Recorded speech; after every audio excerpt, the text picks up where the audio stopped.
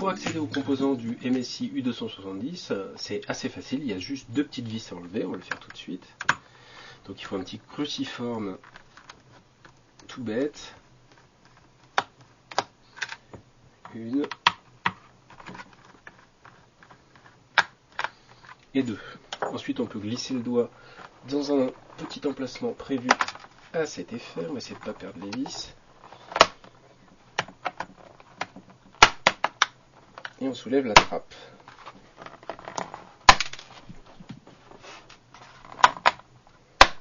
Voilà. Alors, il n'y a absolument aucun sticker qui vous empêche de le faire. C'est tout à fait accessible. Et ça n'enlève pas la garantie de 2 ans proposée par MSI. Donc c'est assez intéressant à ce niveau-là. À l'intérieur de l'engin, qu'est-ce qu'on découvre? Plusieurs choses assez intéressantes.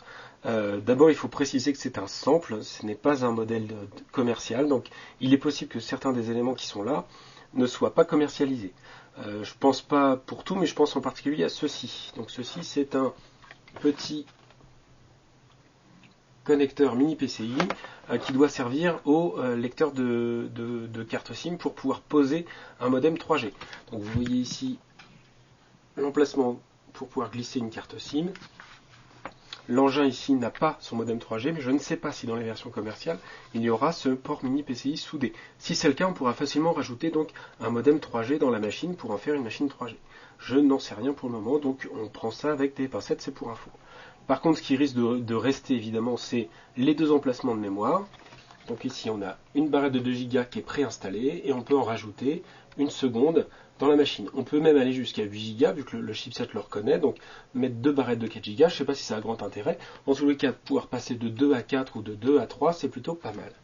On a évidemment le disque dur, ici, en format SATA, donc assez simple à retirer pour pouvoir le changer par un disque plus performant ou un SSD. Et ici, on peut voir également le caloduc, qui va permettre, il doit venir ici sur le chipset de la machine et il doit continuer son petit bonhomme de chemin jusqu'aux ouïes d'extraction, donc pour refroidir le tout.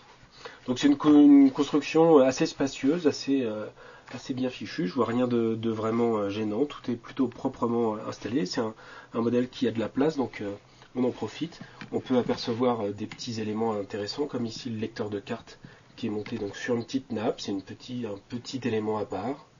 Voilà, c'est une construction assez robuste.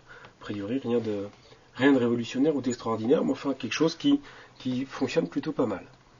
Pour remettre la trappe en place, c'est très simple. Il suffit donc de reglisser les deux petits ergots du côté droit. On les enclenche.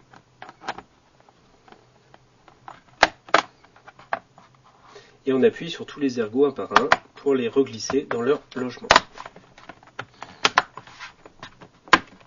Donc il faut jouer sur la souplesse du plastique. C'est vraiment tout bête. On remet les deux vis et c'est tout.